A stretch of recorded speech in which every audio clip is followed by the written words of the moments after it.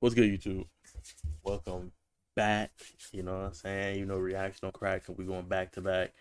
We got another one from the Masked Man, the anime everyone loved until it vanished. He makes very good cinematic videos. I recommend y'all boys subscribe to him. He got he's almost at 500K.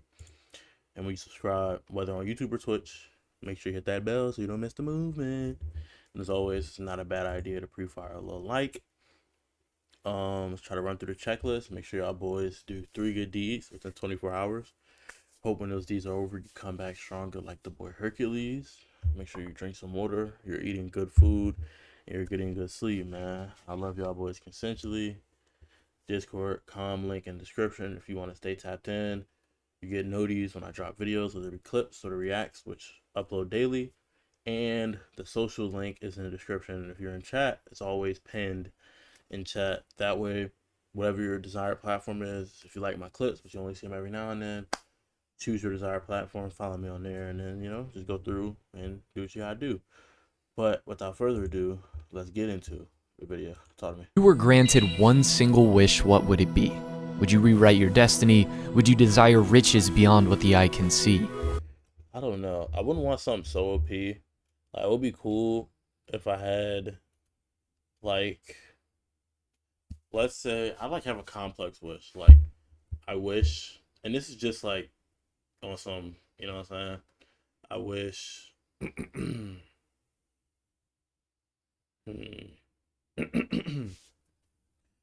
I oh my goodness. I wish I had the ability to create anything within my imagination. And if it is something beyond me, I immediately grow to being capable of doing it. So it's like taking the human spirit and like multiplying it. But also I could create like devices that let me go into other universes, which would be fun to like go into the stories. And it doesn't become canon or anything. But like I get to experience that. And then also like for my show, I can create a device that like just makes it as I think it, like my book, into a show. And I can like revise it. It'd be on some Iron Man, you know what I'm saying? If he was doing like the joint, you all seen the meme, I can like revise it like that. And then like you give yourself powers, but like nerf it. Like, oh, I have regeneration, which makes me like borderline immortal. But like again, anything within your imagination, whenever I like wish to no longer be immortal, I can just turn it off. You can give that to like members of your family. The only problem is life will eventually get like boring. You know what I'm saying? Like living one identity like permanently. And I think that is like when I would like create something like, oh, there's a force field in my house. Anyone with ill intentions is pushed outside. Something like infinity. And then I would like create a device. Like I would do a small increments. Like I'd make a gaming system that's peak. And like I'd like write in like script, this game system can never lag. You know what I'm saying? And then start off with that. And then let the companies come to me and like, you know, first I'll probably do Wi-Fi. So then all companies have to use my joint and have to be like peak Wi-Fi. Wi-Fi never lags. If you buy this plan, it's consistent without a doubt. And then once you get their attention, they all come to you, and then you start doing the game system joint. And you just make a name for yourself. You know what I'm saying? You can just do things that slowly make things better. You know, the ability to heal people. You take it slow because with a power like that, it's almost like reality warping. If you abuse it to the max, and it's like, oh, I want to have $1 billion, and then you're gonna get bored and be like, oh, well, there's nothing I can do. You feel me? So you gotta Really stay think about stuck. it for a second. Alright, time's up. As for me, well, honestly, either of the first two sound pretty nice. If I had unlimited wishes, however, one of them would be for Season 3 of Magi. You talking about season 3 of Magi? I want season 2 of The Adventures of Sinbad. I want season 2 of Air Gear. It's so many. Oh, whoo. My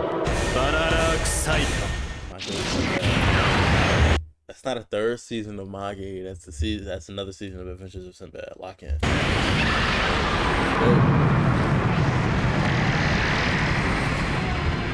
I'm pausing a lot. It's funny at the same time he paused, but this was such a tough scene. Basically, for those who haven't watched, I recommend you watch. But to break it down, without like don't go on too crazy. Basically, he pulls up to this kingdom. They're like, yeah, we don't mess with this. And like their king is like using power and is like, this is like the will of God and stuff like that. So people believe he's the only one, right? So then he pulls up with the same type of power, a different power, but it's like under the same like subspecies pretty much. And then they go 1-on-1s, and it's like a draw. The dude thinks, and then Sinbad is like, "Yeah, bro, appreciate you though. Yeah, let's fight over though. I won that." And he like, "Oh, you talking like you've already won?" And Sinbad's like, "Oh, my fault, gang. Let me show you something." And then like the king, like peep the size of his city to the size of this mountain. And mind you, perspective is in place here. There's, mountains are huge. There's like multiple mountains between it. So it's farther away. But just if you take the size for size, not including the fact that this is most likely bigger than this, if you just take this whole and like expect element, move it, he could literally tear his whole kingdom down. You know what I'm saying? Remember Magi? Because it seems the studio in charge of it didn't. But Magi was one of the first anime I watched. I do need to rewatch this joint though. I don't remember like all the lore. I remember the characters. I did rewatch Adventures of Sinbad recently, so I probably should get into my rewatch of Magi. Correction, it was The Adventures of Sinbad, a prequel series to Magi, and in search for more of the fucking goat himself, I stumbled upon a series I love to this day. But it wasn't just me. Over a decade ago, oh my god, it was over a decade ago, Magi would get an anime adaptation in 2012 titled Magi Labyrinth of Magic. That year, it was 9th in sales, right below Hunter x Hunter. What makes the sales impressive for that year is the first season of the anime released from late 2012 through 2013, immediately followed by a second season titled Magi Kingdom of Magic, which was released from 2013 through 2014. Those next 2 years, Magi would climb up the rankings and then remain in the top 10, being 4th in 2013 and 8th in 2014. Fans eagerly awaited Season 3, as the story was getting better and better. But then a year passed, then another year. We got a spin-off season of a... It's crazy, because I genuinely remember, like, watching it at, like, my godmom's house. It was, like, during a vacation. I just remember, like, binge watching, like, Season 1 through Season 2. Like, dog. A prequel series, Adventures of Sinbad, so now fans were waiting for Season 2 of Sinbad and Season 3 of Magi. But a year passed, then another, and now a decade later and still nothing. Magi as a manga has finished, sitting at 369 chapters, and same with...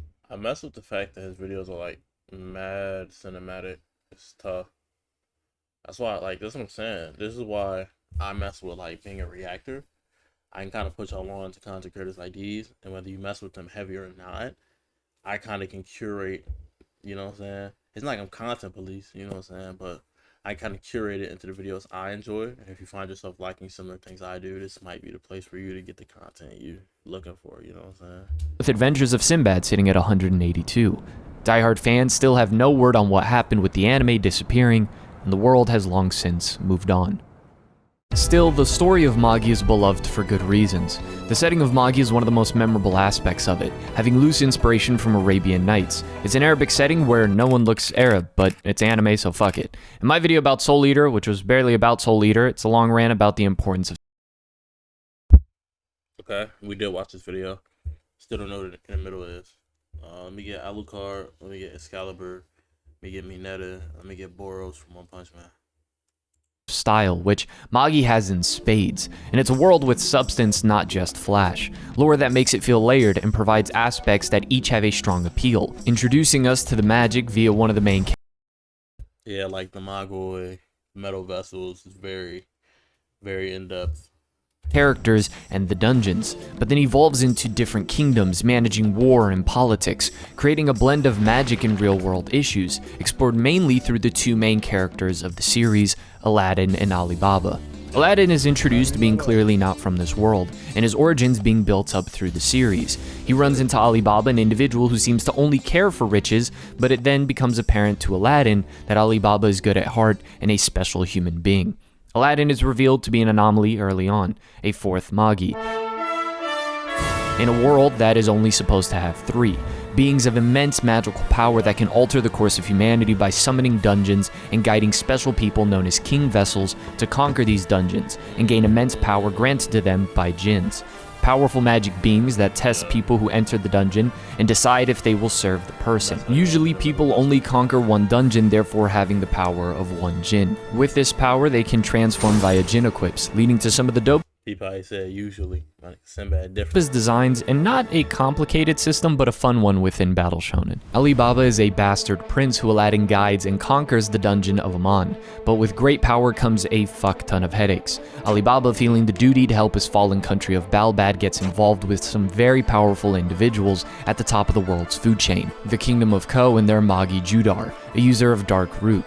Rook being those butterflies you see, and they inhabit everything and are what souls return to. They are the magic source of this series.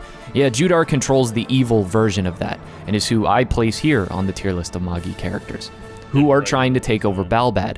But then another character steps in to help. He got Sin's dad over Sin. That's insane.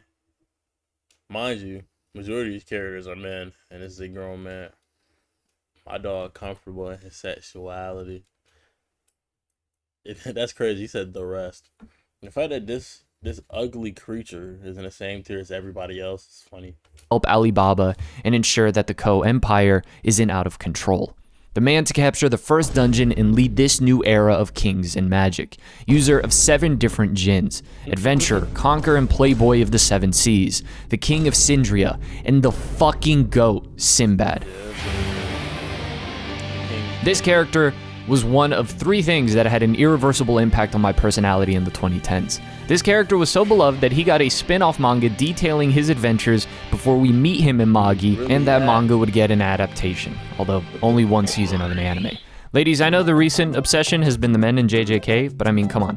Deadbeat, dumped at a KFC, and has as much communication skills as your ex. Versus King of the 7 Seas. Sinbad, in all seriousness, is an excellent portrayal of the strongest, mixed in with a character cursed with seeing fate. Yeah.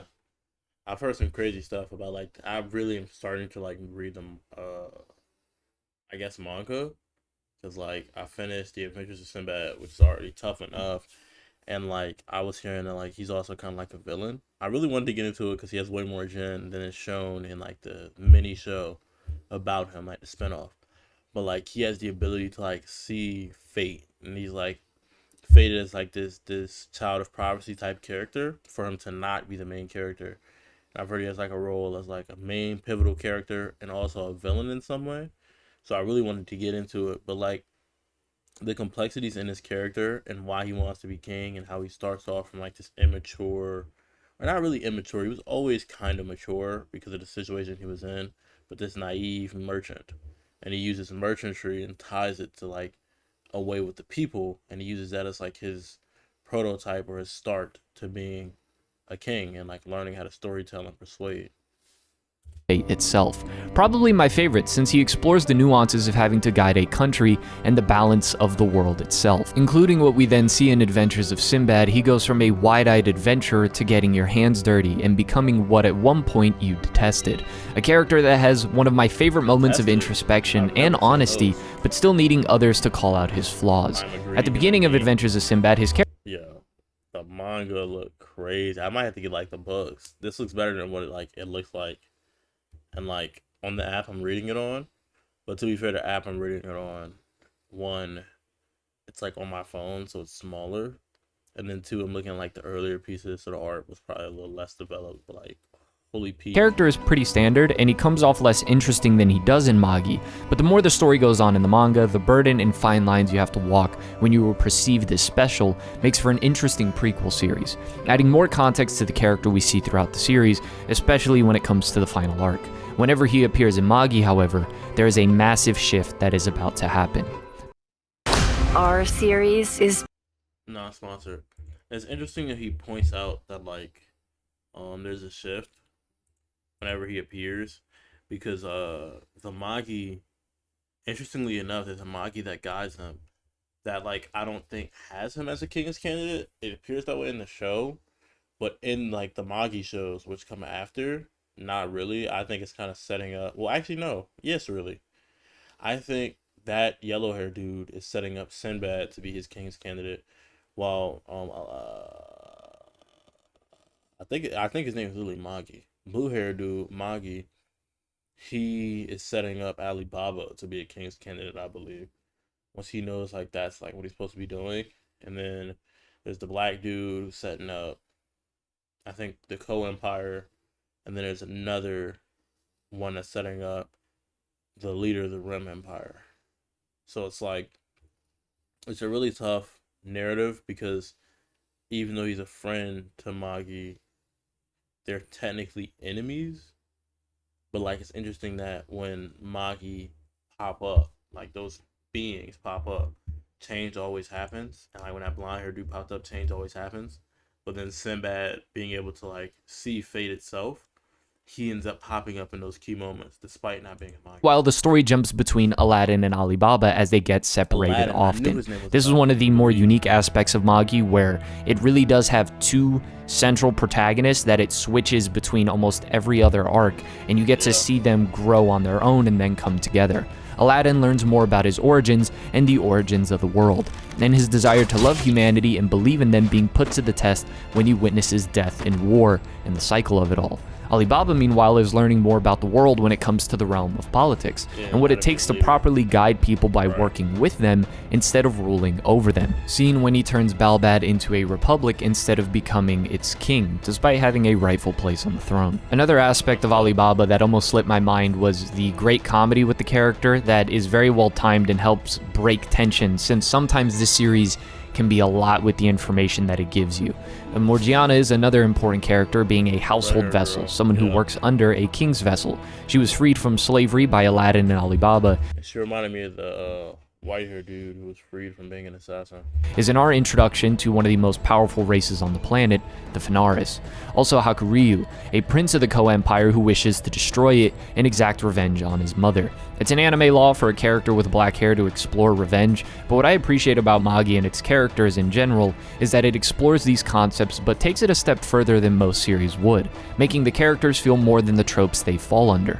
So a very strong cast of characters, some of which get even better once you read Adventures of Sinbad, particularly those that have to do with the Kingdom of Sindria. In Magi, the series begins as a lighthearted adventure, but as these characters get stronger and learn more, it shifts into a more mature series.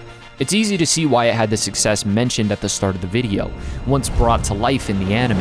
But when the next season was due to push the series, it's actually really impressive if what I think is the case, that like the author is a female and like a mangaka field dominated by like men, pretty much. That's like, it's not something you point out for like equality's sake, but like in terms of being the best to ever do it, people have never stopped themselves from pointing out, oh, like this race, you're the best to do it. So like in case of gender, I think it's interesting that I like, just off the top of my head, I don't know a lot of mangaka, but I know like the creators of popular shows, Eiichiro Oda, Masashi Kishimoto, Tite Kubo, please don't do this to me, Akira Toriyama, what I'm saying? Murata, we did Hunter x Hunter if I'm not mistaken. So it's like, there's those people, but it's like having, a female on that field I can now name and like my top, you know what I'm saying? It's a good feeling.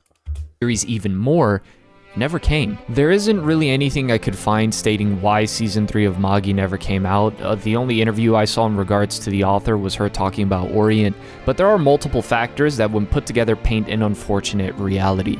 Beginning with the studio that was in charge of Magi, A1 Pictures. A1 is interesting. Helping put series on the map and push them to new heights of popularity with strong first seasons. Blame them for the second explosion of Solo Leveling and making isekai popular with Sword Art Online. But also they have Fairy Tail, Fate Grand Order, and Apocrypha. Okay, that's actually Pete. Fairy Tail, I'm rewatching now, and Fate, I'm getting into. Kaguya-sama, 86. Space Brothers, Erased. They have a good track record of giving things good adaptations regardless of the quality of the material they have to work with. They also, however, have a track record of mishandling production of certain series. Magi, Blue Exorcist, which was previously covered, and Seven Deadly Sins, which is probably the most popular example, with the later seasons they made being a frequent example of awful animation. Ironically, it could be theorized that A1 decided to move on from Magi to work on Seven Deadly Sins, given the timeline of events, that it was close to matching Magi in sales in 2014 without an anime, since its first season came out late 2015, talking about Seven Deadly Sins. The anime for Magi had caught up to the manga, and it seemed like the most logical step, making 1 or 2 seasons and then leaving the rest without an adaptation to push viewers to read and buy the manga is a common practice when it comes to series. Also, you can move on to a series that is guaranteed to do well given the popularity popularity it has already without an anime adaptation.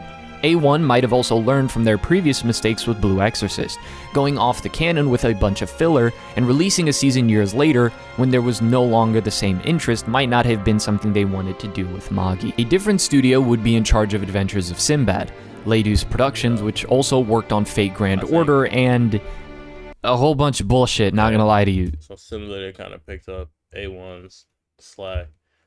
I just don't, I mean, it's probably a battle of like kind of like custody of like rights over the series and the mangaka's wishes, but it's like I don't see why some of the bigger studios don't realize, like, I mean, I don't think it's more of they don't realize that it's profitable. I think it's probably a situation where like they have like the bigger studios literally have so much on their plate where it's like, do we have like the staff to set aside for this other series, even though it's potentially a money pot while we're working on this. And that's why I think we see a lot of remakes and like revamps when things die down.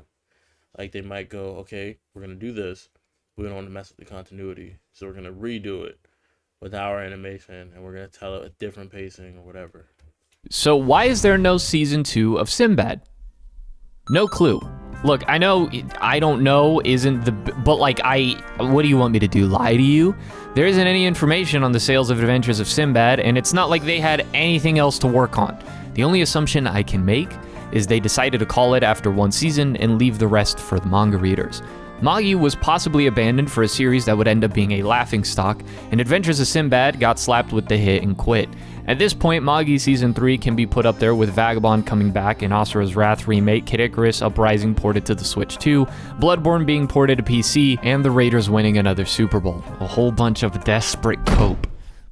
But as the anime disappeared, the manga continued strong, reaching its most interesting point where we get strong character moments for Alibaba in the next arc. The origins of the world and Aladdin are revealed to all of the important players in what could have been a massive war. What I believe to be the absolute best character moments for Aladdin, Alibaba, Sinbad, Judar, and Hakuryu are all in the final arcs. The final 3 arcs I will touch up on my issues with, but overall are fantastic, especially the second to last arc, Ko-Empire, which put me through one hell of an emotional roller coaster with one of my favorite fights ever, making it all the more frustrating that we never got a season 3 or 4 of Magi, because with the right animation, so many amazing moments could be brought to life. If someone wants to leave a comment as a petition to have A1 drop Solo Leveling and put all their effort into Dog, I tried starting a petition, funnily enough. Magi, feel free. Last thing I want is a half-assed, boring disappointment of a remake like we have with Kenshin and Shaman King. The series for a moment takes on a very different feel at the beginning of the very last arc, having to do with war via negotiations and trade. But the final arcs as a whole are truly something to remember. I really like the ending of Magi overall, but admittedly, parts of it feel overwhelming. Which doesn't make me feel as if the series ended poorly, but that there is a lot of information, a lot of new information that isn't really given the time to be grounded and absorbed before we are shot into the next groundbreaking revelation, going from a magical series to a massive lore dump for an entire arc, a good one nonetheless, but still lore dump, back to a magical war series to a series about politics and trade. These were all different aspects that were sprinkled in throughout, but in the final stretch of Magi, it is easy to get the feeling that it is a jarring shift to one jarring shift. Then finally going from trade to a huge moral debate about how to best handle the fate of the world and the role of God. It's the climax of this grand debate about what truth even is, the nature of fate, and having each character provide an answer of what they believe and try to figure it all out. It does a good job of addressing these things, and the lore is very interesting and makes sense, but I think some better pacing with each of these things would have really knocked it out of the park. There is speculation that the author was rushed to finish Magi quickly, but regardless of the amount that happens in the end of Magi, it being able to remain reasonable where most series would fall apart is impressive. I think if the series had 500 chapters, or at the very least more chapters right after the end, it would have been a bit more of a smooth read. Still, rereading it for this video was a blast, and I would highly recommend anyone to check out everything this series has out. In fact, here is a quick guide for those that want to get into Magi through the anime and continue the manga where it leaves off. Magi Season 1 and 2 has a total of 50 episodes, which covers the first 198 chapters of the manga, ending off on the Magnastad arc. Adventures of Sinbad has 13 episodes, which covers the first 55 chapters of the manga, ending off at the Artemyra arc, legit right before it gets good. Even though I have a soft spot for Adventures of Sinbad, I wouldn't recommend the anime in place of the manga early on, and I also wouldn't recommend it before Magi even though it's a prequel, since Sinbad's character in Magi helps add context to what happens early in Adventures of Sinbad, to create a sense of intrigue in how this character transforms, instead of the feeling that Sinbad is a Gary Stu that will never face any challenges. The rest of the series goes on to prove that wrong, but if you only went off season 1 of The Adventures of Sinbad, I can see that happening. Magi, however, is worth going through the anime first if that is your preference. Wishing for Magi Season 3 at this point is unrealistic. I seem to never have any luck with the series I have a deep love for. Pondering over what could have been also serves no use, since yes, we could have gotten a great Season 3 and 4, or Magi could have ended up being in Seven Deadly Sins' place. Instead, I wish for something a bit more realistic and simple, that those of you that haven't given this series a try do so, and those of you that are already in the Sinbad fan club, put someone else on. Some of my favorite characters ever. I agree with that. I feel like that's really the method. You know, sometimes it's like you gotta hit it with the, it's unrealistic to see any change happening, but the best change we can make is putting people on to the franchise, and having them experience it, and enough people can provide enough change, which is part of the reason we, are developing the community the way we are. That's why I hope you guys check the link in the description for the com, and my other socials are there too while you're at it. As always, you got 24 hours to do those 3 good deeds. Drink y'all some water, get y'all some good sleep. That's about it for me. Peace.